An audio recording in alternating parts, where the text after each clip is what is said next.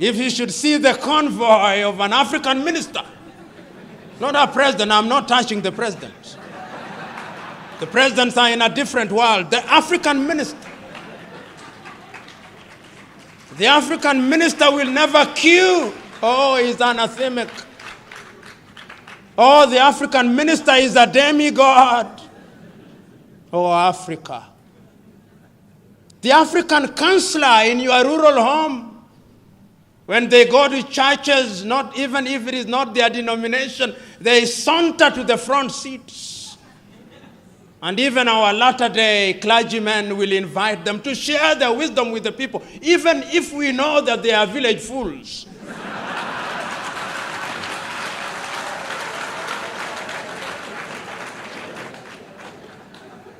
If there is anything that we must learn from Western Europe, is that they have gone through enough problems and they are capable of organizing their affairs, and they have demystified political leadership. We must demystify political leadership going forward. And once we do that, and I think we can do it because I can now begin to see something happening in Africa. Young Africans are beginning to ask searching questions. Africans are beginning to recognize that corruption is a cancer in our body politic. They are beginning to recognize that those who want to buy their votes don't mean well for them. They are beginning to recognize that there is enough money to change their lives if the thieves are eliminated from the political arena. They are beginning to realize that commercialization of politics is a threat to democracy.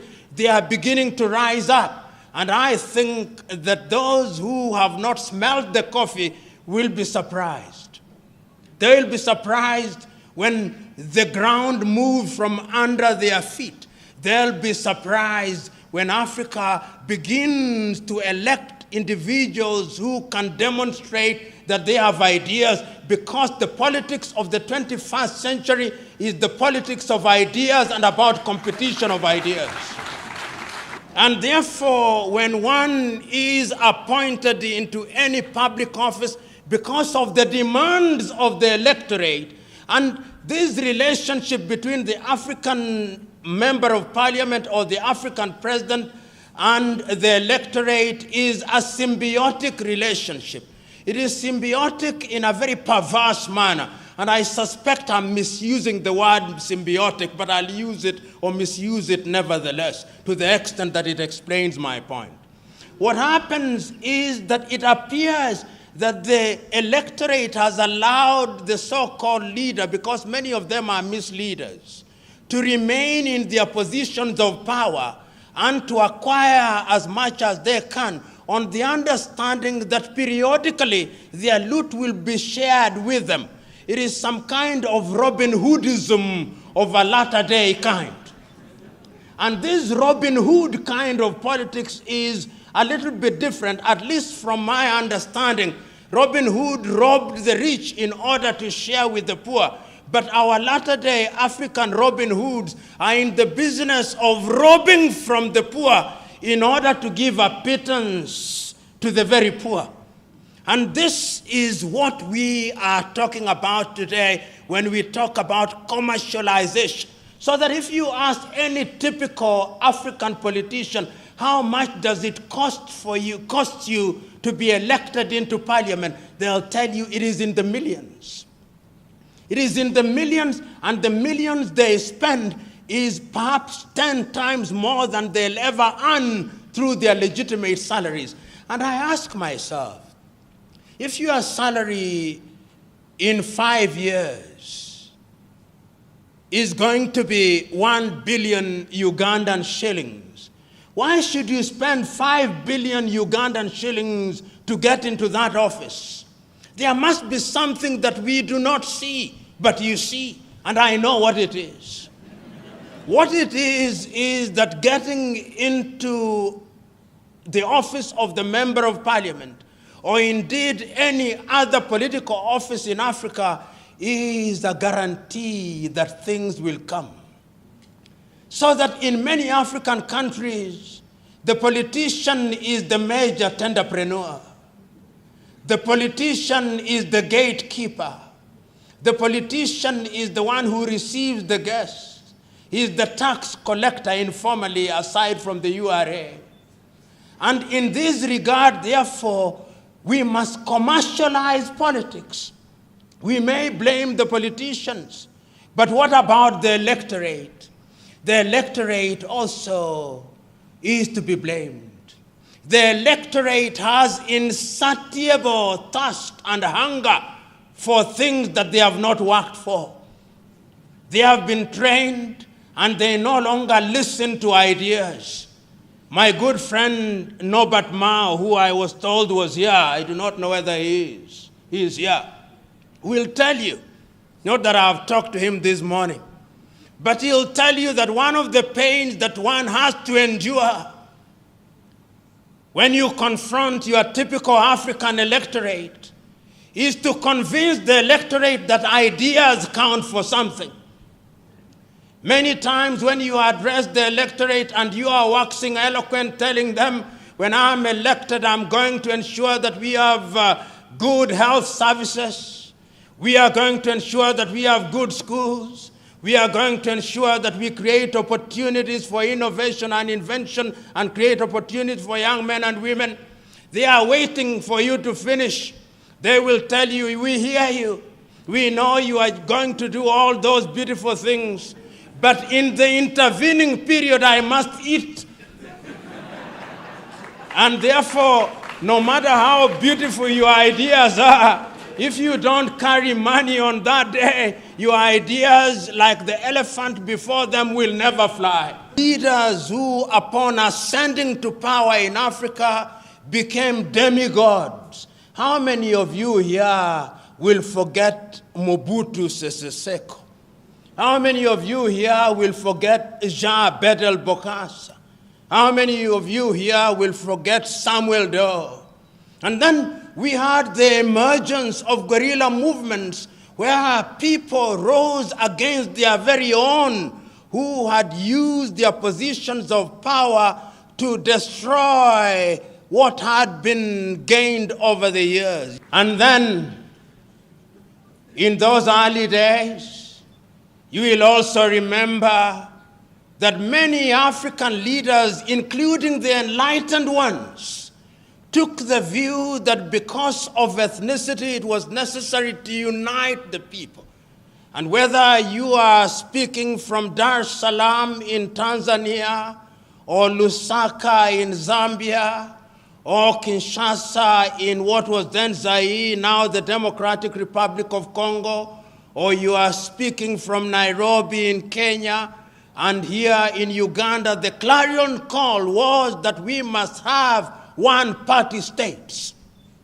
And the justification for one-party states was that we are so disunited, there are so many ethnicities, that if we allow multi-party politics, then what would happen to us is that we would be negatively ethnicized and that we would break our countries, and that therefore, to ensure that there was unity, we needed one umbrella under whose auspices and under whose guidance the people would be united.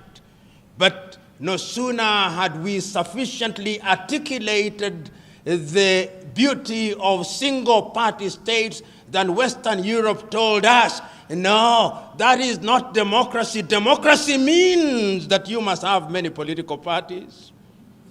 Democracy means that you must have regular elections. Democracy means that you must have the civil society, so that our brand of democracy as we embrace it today, I dare say without fear of contradiction, was not conceived in Africa. It was conceived for us in Paris. It was conceived for us in Madrid. It was conceived for us in London. It was conceived for us in Washington. And we have swallowed it line, hook, and sinker. Africa does not tell our own story. Africa does not design what is in our best interest. Africa still waits to be told what is good and right. And I dare say that that is why Africa does not realize our potential. But yet it is also important to point out that the African and African countries are more resilient than the European states. You know, if you allow me latitude as a guest must be allowed, permit me to say this. The ethnicity that we keep on talking about, African countries are just slightly over 60 years since they regained their independence. Take Nigeria, for example, with over 500 ethnic groups created within an artificial boundary. They have had their problems, they have had their hiccups, but the nation is still alive and well. The difficulties notwithstanding. Take Uganda, for example. You've had your difficulties, you've had your trials and tribulations, but the nation is still alive and well. Tanzania, with over 136 ethnic groups, the nation is still alive and well. There is a sense in which, in the face of our difficulties, we have succeeded in managing those difficulties, however painful it has been. But look at Europe, the pontificating Europe. They cannot handle diversity. They cannot. And it's important to remind ourselves this, if only to energize ourselves. The Europeans have had to fight 2 major tribal wars. They called them world wars. They were tribal wars. The European tribes were at war with each other in 1914. They may have recruited a few Africans and a few other people, and then they call it World War. Then they had another major tribal war in 1939 through to 1945. They didn't call them tribal wars, they called them world wars. And I want you to look at Europe and the purity of their nation.